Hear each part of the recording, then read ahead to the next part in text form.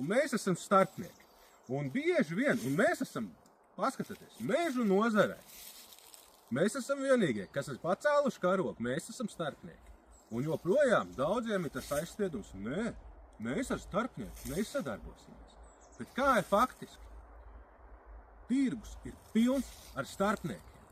Katrs otrais uzņēmums, kas saka, ka pērk meža īpašumus vai cirsmas, viņi reāli starpnieki vai vēl ļaunāk pārpircēji. Vienkārši tā problēma ir tāda, ka cilvēki to nesaprot. Viņi ar starpnieku to, kurš saka, ka ir starpnieks, mēs nestrādāsim, bet atnāk tad vienkārši uzzvana parasti. Un viņš pat nestrādās priekšā, ka no kāda uzņēmuma konkrēti, vai arī kaut ko nosauc. Tur Jānis, tur Janka, pērku visus meža īpašumus un cirsmas.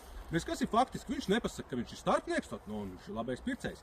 Bet faktiski lielākā daļa uzņēmumu, kuri jums aizsūta, kuri jums piedāvā nopirkt īpašumu vai cirsmas, viņi tāpat viņu neiegādājās, bet mēģina no jums dabūt ārā šo te pārdošanas cenu, kas principā arī katram pārdevējam būtu jāzina.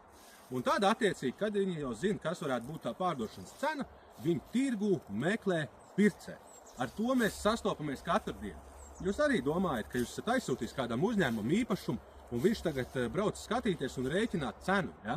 Bet ko mēs redzam tirgū? Tajā brīdī, kad jūs aizsūtat 5 uzņēmumiem savu piedāvājumu, mēs jau savos kontaktos galos mēs jau dzirdam, tas īpašums vai tā cirsma, jau visa Latvija principā par viņu zina, visi uzņēmēji.